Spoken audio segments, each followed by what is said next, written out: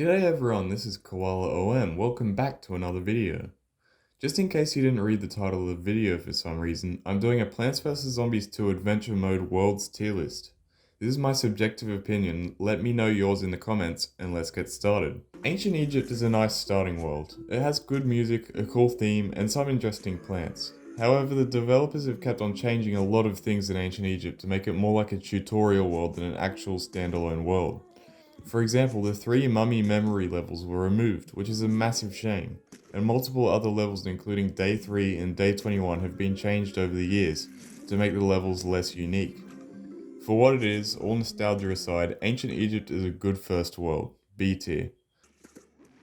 The Pirate Seas is a fun world overall. It has the most amount of adventure mode unlocked plants of all the worlds, and is also where you unlock the extra seed slot upgrade. This variety of rewards adds more of an incentive to play through the world. It also features some defeat a number of zombies in a certain number of second levels, which keep you on your toes. The cherry bomb and coconut cannon are very satisfying to use as the zombies in this world are always clumped in massive groups walking along the plank. Oh, and the music is good too. A tier. Unique zombies like the zombie bull and pianist zombie. The plants in this world are decent, but wintermelon and melonport are very similar, while split pea is nearly useless. For this reason, the plants in this world aren't its strong point. Often I find the minecart gimmick more annoying than useful because the rails take up a bunch of lanes so you can't plant on them. Also, the chicken wrangler zombies only make this world more annoying to play. This is probably my least favourite world out of the original 3 worlds, but it's still a good world. C tier. Frostbite Cave's gimmick of the slider tiles is something I don't really care about. It just kind of exists, I don't have an opinion on it. What I do have an opinion on is the chilling winds freezing my plants all the time. This gimmick adds a little bit of challenge, but it doesn't matter anyway because this world is super easy. The chilling wind is just annoying, similar to the minecarts in the Wild West. Frostbite Caves has some alright zombies, but the Troglobite isn't as unique as it was at the world's launch since they've reused its model and slapped it in other worlds at least 4 times now. The plants are lacking in this world. The pepperpot and the hot potato are pointless outside of this world, and the charred gourd is the only one I really use often. C tier. The Lost City has a great theme and great music to complement it. The zombies in this world, especially the parasol and excavator zombies, require you to switch up your plants to adapt to them, so you can't just use that same old strategy that you use every time. This makes the world fresh. What also makes the world fresh are the plants. All the plants serve unique purposes, and the Stolia is probably the best of them. Admittedly, I don't really use any of the plants outside of Lost City except Stolia. The gold tiles give you more sun, which speeds up the pace of the levels, which is a nice change. My only complaints would be that the boss fight is too easy, although it is pretty epic, and the plants aren't all too useful outside of the world. Apart from that, I think Lost City is excellent, S tier. Far Future was the first world added to the game after release. In terms of zombies, many of them are slow and tanky, which really slows down the pace of the levels. Fortunately, the jetpack zombies are there to keep things flowing smoothly. On the other hand, the plants are solid. The laser bean and citron aren't too good, but the magnifying grass, tile turnip, and infinite are all fun to use. This was the last of the worlds released to include 7 world unlocked plants. It can be fun trying different strategies and combinations with the power tiles gimmick. The sunbomb levels are alright. I'm not really a fan of the theme or the music though, unfortunately. B tier. Dark Ages is a great world, but it's restricted by a few downsides. I love the theme and the music, and the evil potion levels are a good twist. The artwork and graphics in this world are insane. Even just from the world map you can tell how great they are. The boss fight is one of, if not my favourite boss fights in the game. So what's stopping the world from being an S tier? Well, for starters, there's only 20 levels. I understand the whole quality over quantity thing, but seriously, this is nearly half the amount of levels in most worlds. The plants are downright abysmal. All of them, except Sunbeam, come from the original Plants vs Zombies, and I don't think I've ever used Sunbeam outside of levels where they force you to use it. I remember being highly disappointed when Part 2 was released and the only bloody plant they added in this update was Magnet Shroom. Magnet Shroom! If there were the standard 32 levels in this world and more original plants, this world could have even been the best in the game. But what little exists of this world is still very, very good. A tier.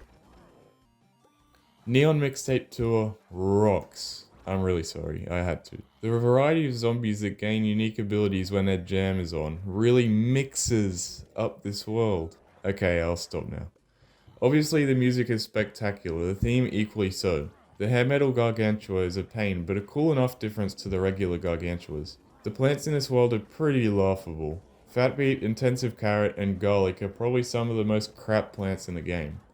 Fatbeet could have been so much better if they just buffed its damage a little bit, so it actually damages the zombies instead of tickling them. Apart from the plant lineup, this world is a blast. I think they really nailed the difficulty.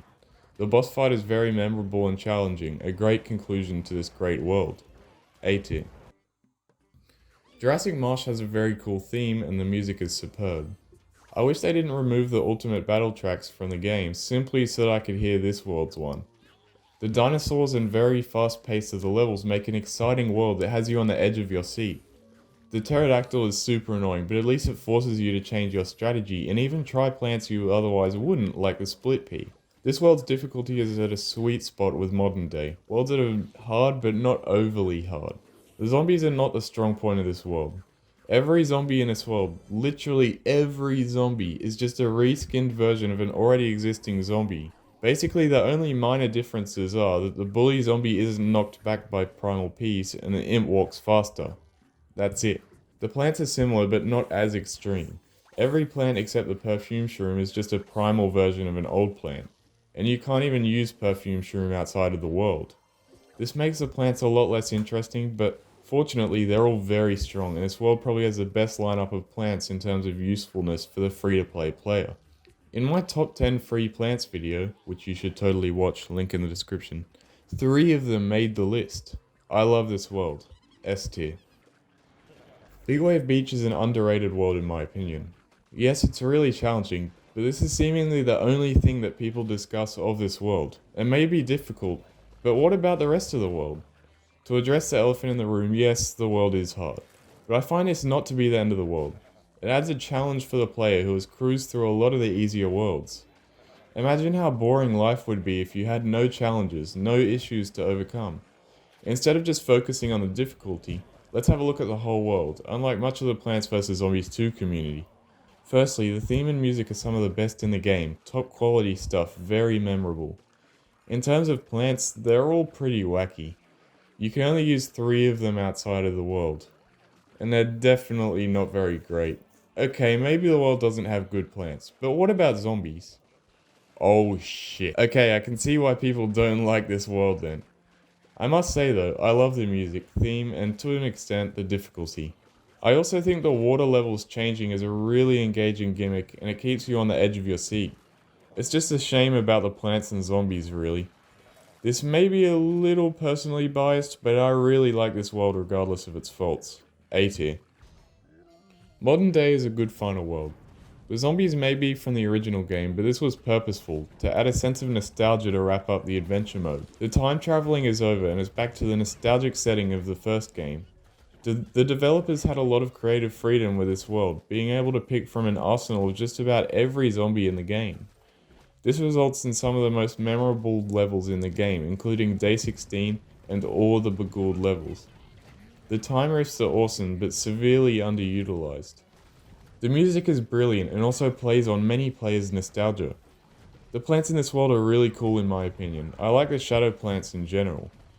I must admit, the boss fights are an underwhelming ending, but apart from that, Modern Day is a great ending to a great game. S tier. That does it for today's list. Thank you for watching. Check out my other videos if you enjoyed this one.